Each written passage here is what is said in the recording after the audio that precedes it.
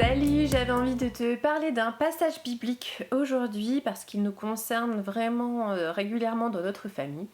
Et ce passage biblique, c'est dans Proverbes, chapitre 18 et verset 21. Et ça dit: La mort et la vie sont au pouvoir de la langue, et celui qui en aime l'usage en mangera les fruits. La mort et la vie sont au pouvoir de la langue. Et bien des fois nos enfants sont pas très agréables entre eux. Alors ils disent malheureusement des gros mots, pas trop ça va, mais bon ils en disent quand même.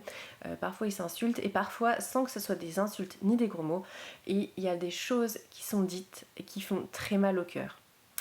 Et la manière dont on essaye d'éduquer nos enfants, de les instruire et de les corriger avec ça, c'est d'essayer de leur faire remarquer que les mots que nous prononçons avec notre bouche et notre langue sont des mots qui peuvent provoquer la mort ou la vie.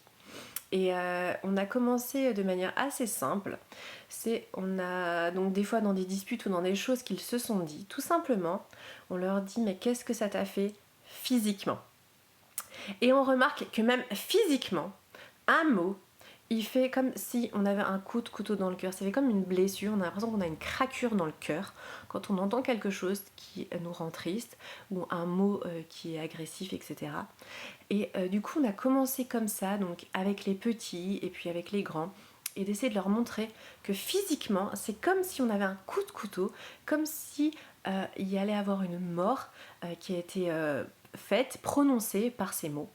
Et vraiment c'est un travail, donc maintenant ça va beaucoup mieux, mais avant, pendant des périodes, c'est un travail quotidien que de rééduquer nos enfants. Alors pourtant, on parle pas mal à nos enfants, enfin je pense pas, pourtant entre eux, ils l'ont appris, et je pense que c'est aussi une partie du cœur humain aussi, des fois on se fait du mal aussi pour se protéger, et donc on essaye d'apprendre à nos enfants de contrôler leur langue, de faire attention à ce qu'ils disent, parce que vraiment la Bible elle est vraie, et on peut dire la vie et la mort sont au pouvoir de la langue.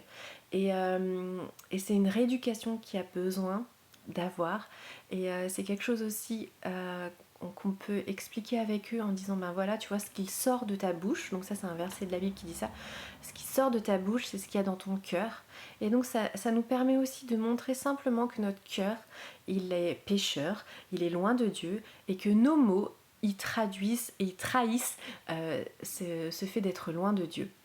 Alors quand on se convertit, ça devient différent, parce que Dieu change le cœur, et donc du coup il change la source, et donc du coup les mots qui vont sortir, ils vont être beaucoup moins empreints de mort ou empreints de méchanceté, etc. La correction elle va beaucoup mieux parce qu'il y a l'aide du Saint-Esprit.